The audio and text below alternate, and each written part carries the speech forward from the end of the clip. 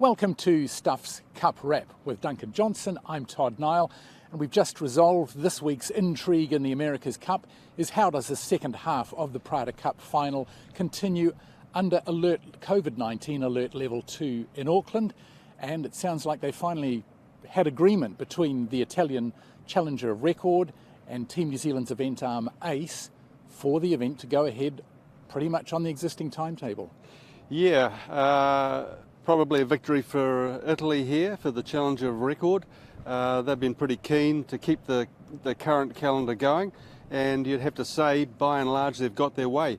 Possibly a bit of a delayed return in terms of if we get underway again on Saturday and Sunday as planned, but we do have racing. I think the yachties are going to be happy, perhaps the rest of the country aren't. Certainly things that you can't do here in Auckland. The village will be fairly limited. North Head has been taken out of the equation, so the stadium course is gone, which means by looking at the forecast we're probably going to be out on course E on Saturday and possibly up on course A on the weekend further up the North Shore, with winds predicted to get even lighter. So we have racing, and I think that's probably the main thing.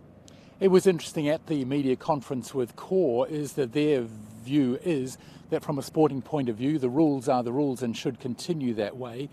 But the argument from Ace seemed to have been more around having all the other elements of the event. This area where we're standing will be basically deserted. It was one of the popular public areas. And it's almost like they're two conversations that didn't quite connect. But Core saying that they don't think the event will be harmed. I think that it is an important event for New Zealand, as it is an important event for everybody, but I can't see why the event is going on this weekend.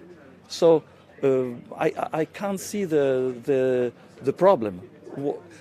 I see a problem if we delay the event and we get to the deadline of the 24th, and then the racing is decided not on the water, but it is decided on the table. And they're looking at an international audience as well, with major media obligations offshore. I think there were some fairly strong words from Ace boss Tina Simmons, which questioned the very honour of Luna Rossa, or the challenger of record, and that didn't go down well, Todd.